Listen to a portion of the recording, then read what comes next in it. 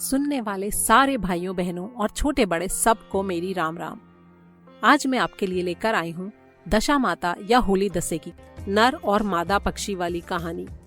कहानी शुरू करने से पहले हमेशा की तरह एक छोटी सी रिक्वेस्ट, अगर आपने मेरे चैनल को अभी तक सब्सक्राइब नहीं किया है तो प्लीज इसे सब्सक्राइब करें, दोस्तों और परिवार वालों के साथ शेयर करें और घंटी वाला बटन दबाना ना भूलें ताकि आने वाले हर नए वीडियो की नोटिफिकेशन पहले ही आपको मिल जाए। और हाँ, एक बात और, अगर आप किसी भी तरह के जाप या पाठ की कोई भी किताब खरीदना चाहते हैं और ये आपके एरिया में आपको नहीं मिल रही है तो इसे आप मेरे Amazon स्टोर से खरीद सकते हैं। उसका लिंक मैंने नीचे डिस्क्रिप्शन में दिया है, जहां पर आपको हर तरह की जाप और पाठ की किताबें मिलेंगी। अगर आपकी पसंद की किताब स्टोर में उपलब्ध नहीं है तो प्लीज कमेंट्स में मुझे बताएं और मैं उस किताब को ढूंढकर स्टोर में आपके लिए डाल दूंगी। इसके अलावा गणगौर और नवरात्रि की पूजा के लिए किसी भी तरह का अगर कोई सामान आप खरीदना चाहते हैं तो उसका भी लिंक मैंने अलग से डिस्क्रिप्शन में दिया है। अगर आप रोज की पूजा का कोई सामान खरीदना चाहते हैं तो उसका अलग लिंक डिस्क्रिप्शन में दिया हुआ है। और अगर आपके घर में शादी विवाह या दूसरा कोई फंक्शन या पूजा या समारोह है तो उसके लिए भी मैंने एक अलग से एक स्टोर बनाया है। Amazon पर हजारों जो चीजें अवेलेबल हैं उनमें से मैंने छांट कर बहुत ही रीजनेबल और अच्छी क्वालिटी और उचित दाम वाली चीजें चुनकर मैंने आपके लिए ये लिंक तैयार किया है। तो अगर आपको इनमें से रोज की पूजा, किसी खास त्योहार की पूजा, शादी विवाह या किसी अन्य तरह के सामान की जरूरत हो तो आप उनके अलग अलग लिंक्स पर जाकर वहां से ये सामान खरीद सकते हैं। तो आइए शुरू करते हैं नर और मादा पक्षी वाली कहानी। गणेश जी की कहानी अंत में दी गई है। एक बार की बात है, एक पेड़ पर नर और मादा दो पक्षी का जोड़ा रहता था। उनकी कोई संतान नहीं थी। बच्चे न होने के कारण मादा चिड़िया बहुत दुखी रहती थी। साथ ही पेड़ पर रहने वाले दूसरे पक्षी मादा पक्षी को बोझ कहकर उससे घृणा करते थे। इस कारण वो और ज्यादा दुखी हो जाती थी। एक दिन वो अपनी स्थिति पर दुखी होती हुई अकेली नदी पर पानी पीने के लिए गई। वहां पर औरतें दशा माता का डोरा ले रही थीं। उनका एक डोरा बच गया था। उन्हें कोई उच्च वर्ग की स्त्री दिखाई नहीं दी जिसे वो डोरा दे देती। वो काफी देर से इस बात पर विचार कर रही थीं कि इस बचे हुए डोरे का क्या करें। तभी उन्हें वो चिड़िया दिखाई दी। उन्होंने सोचा कि इस चिड़िया के गले में इस डोरे को बांध देते हैं। ये यहाँ रोज आकर कथा सुन लिया करेगी। इसे पूजन की विधि बता देंगे तो ये भी पूजन के दिन पूजा कर लेगी। ऐसा सोचकर उन्होंने चिड़िया के गले में दशा माता का डोरा बांध दिया और उसे समझा दिया कि प्रतिदिन 9 दिन तक यहाँ आकर कहानी सुन लिया करो। 10वें दिन 21 गेहूं के दाने लाकर उनमें से एक दाना दशा माता के नाम से नदी में डाल देना और बाकी 20 दाने खुद खा लेना। चिड़िया ने 9 दिन तक नियम पूर्वक दशा माता की कहानी सुनी। 10वें दिन औरतों के द्वारा बताई गई विधि के अनुसार डोरा और एक गेहूं का दाना नदी में डालकर पारण किया। कुछ दिनों के बाद उस चिड़िया के भी बच्चे हो गए। दूसरी चिड़ियों को बड़ी हैरानी हुई कि इसके तो बच्चे होते ही नहीं थे, अब अचानक बच्चे कैसे हो गए।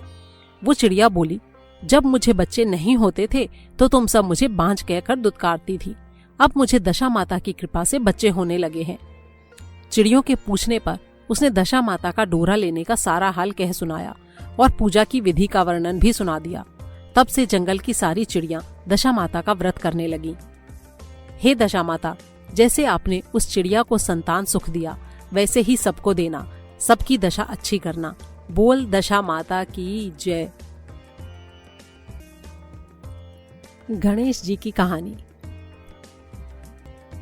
प्राचीन समय की बात है। एक सास बहू थी। सास बड़ी ही दुष्ट थी और अपनी बहू को ठीक से खाना नहीं देती थी। बहू को भूख लगती लेकिन वो क्या करती। उसने उसके लिए एक तरीका सोचा। जब वो नदी पर पानी भरने जाती तो घर से सास से छुपाकर थोड़ा सा आटा ले जाती। वहां नदी से पानी लेकर आटे को गूंथ लेती। नदी के सामने ही गणेश जी का मंदिर था। वहां पर जाके वो मंदिर के दीपक से घी लेती और भोग में से थोड़ा सा गुड़ ले लेती। फिर पास के शमशान में जाकर उस गुंथे हुए आटे की एक बाटी सेक लेती और बाटी में गणेश जी के मंदिर से लिया हुआ घी और गुड़ मिलाकर उसका चूरमा बनाती। फिर गणेश जी के भोग लगाकर खा लेती। ऐसा करते करते बहुत दिन हो गए। गणेश जी को ये सब देख के बड़ा ही आश्चर्य हुआ और उन्होंने अपनी नाक पर उंगली रख ली। दूसरे दिन जब मंदिर के पट खुले तो लोगों ने देखा कि गणेश जी ने नाक पर उंगली रखी हुई है। मंदिर में लोगों की भीड़ इकट्ठी हो गई। सब लोग हैरान थे कि आखिर ऐसी क्या बात हो गई जो गणेश जी ने नाक पर उंगली रखी हुई है।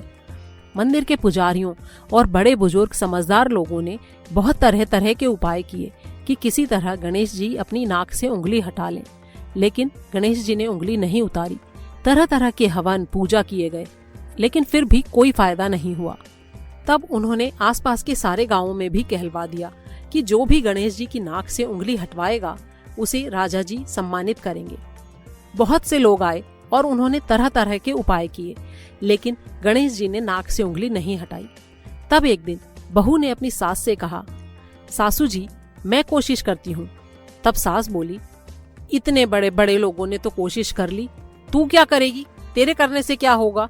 तू कहाँ की अक्लमंद आई है जो तेरे कुछ करने से गणेश जी नाक से उंगली हटाएंगे? लेकिन बहू बोली, नहीं माता जी, मैं एक बार कोशिश करके तो देखती हूँ। वो मंदिर गई और उसने जाकर पुजारी से कहा कि मैं गणेश जी की नाक से उंगली हटवा सकती हूँ। जैसे ही इस बात का पता चला, वहाँ बहुत से लोग इकट्ठे हो गए कि देखें ये क्या करती है। बहू घूंघट निकालकर मंदिर के अंदर गई, भगवान के आगे पर्दा लगा दिया और गणेश जी से बोली, मैं अपने घर से आटा लाती, लोगों का चढ़ाया हुआ घी गुड़ लेती, शमशान में बाटी सेकती, तो इसमें तुम्हारे पेट में क्यों दर्द हुआ? तुमसे मैंने क्या ले लिया जो तुम नाक पर उंगली रखकर बैठे हो? इतने दिन से लोगों को परेशान करके रखा है, चलो उंगली उतारो। उसकी ये बात सुनकर गणेश जी को हंसी आ गई। उन्होंने सोचा कि कह तो ये ठीक ही रही है। इसने जितनी बार भी चूरमा बनाया सबसे पहले मेरे भोग लगाया, और फिर अगर इसने चोरी भी की तो उसमें इसका कोई दोष नहीं। इस बेचारी को तो खाने को नहीं मिलता था, इसलिए मजबूरी में इसे ऐसा करना पड़ा। मंदिर से सामान ले जाने के बाद भी इसने हमेशा खुद खाने से पहले मेरा भोग जरूर लगाया। ये मेरी पक्की भक्त है। ये सोचकर गणेश जी ने नाक से उंगली हटा ली। बहू पर्दा हटाकर बाहर आई और सारे लोग ये देखकर हैरान रह गए कि वाकई गणेश जी की नाक से उंगली हट गई थी। तब उन्होंने कहा, अरे बहू, तूने उंगली कैसे हटवाई? तू तो बड़ी जादूगरनी है।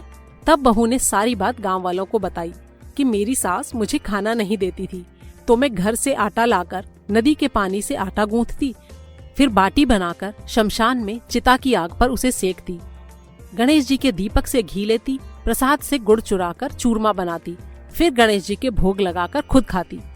इसीलिए गणेश जी को हैरानी हुई थी और उन्होंने नाक पर उंगली रख ली थी, और अब मेरी प्रार्थना पर उन्होंने नाक से वो उंगली हटा दी है और मुझे वरदान दिया है कि अब इस गांव में सब प्रेम से रहेंगे। उसकी ये बात सुनकर सब लोग बहुत ही खुश हुए और उसकी सास बड़ी शर्मिंदा हुई। उसने बहू को गले लगा लिया और बोली, मुझे माफ कर दो बहू, आगे से मैं तुम्हारे खाने पीने का पूरा ध्यान रखूंगी। हे गणेश जी महाराज, जैसे आपने उस बहू पर कृपा की, वैसे ही सब पर अपनी कृपा बनाए रखना। बोल गणेश जी महाराज की जय।